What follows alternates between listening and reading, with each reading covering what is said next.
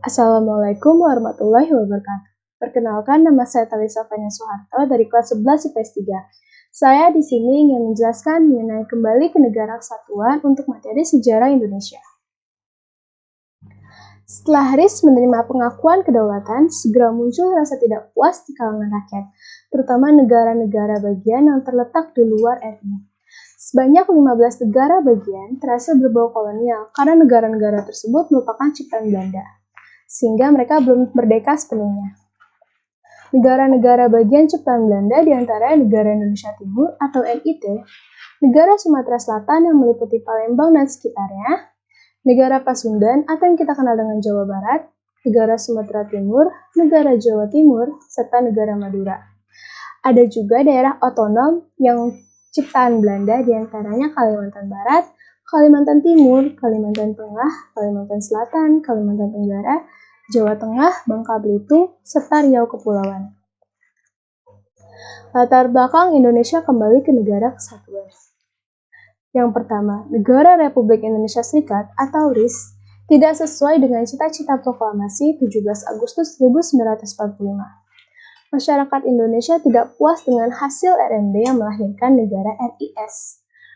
Menurut mereka, bentuk federasi merupakan warisan dari kolonial Belanda, dan itu tidak seharusnya dilestarikan.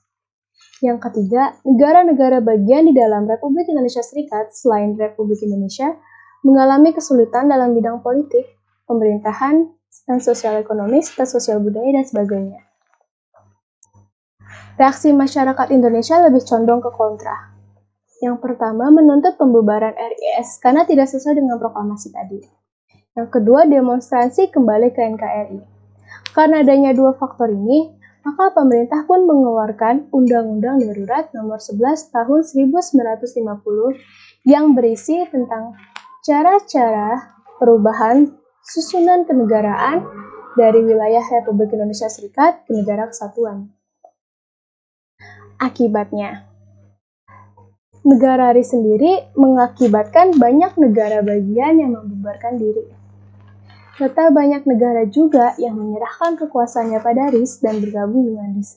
Maksudnya ada negara yang menyerah dan ada negara yang bergabung.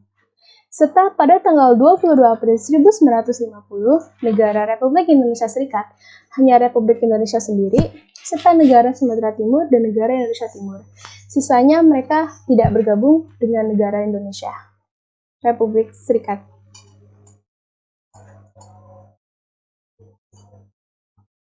Karena adanya perpecahan antara negara-negara bagian, maka diadakannya pertemuan antara Republik Indonesia Serikat dengan negara-negara bagian.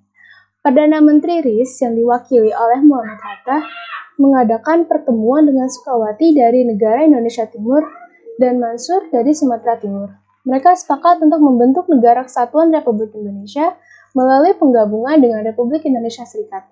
Pada tanggal 19 Mei 1950, tercapai persetujuan yang dituangkan dalam Piagam Persetujuan.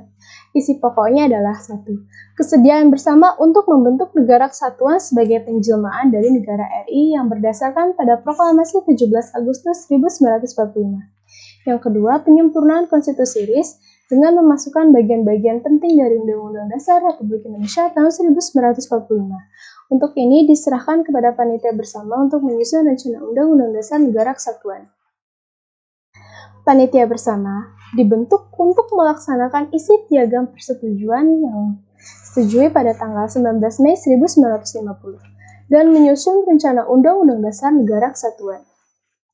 Pada 12 Agustus 1950, KNIPRI atau Komite Nasional Indonesia Pusat Republik Indonesia menyetujui rancangan Undang-Undang Dasar menjadi Undang-Undang Dasar sementara. Pada 14 Agustus 1950, DPR dan Senat RIS mengesahkan rancangan Undang-Undang sementara.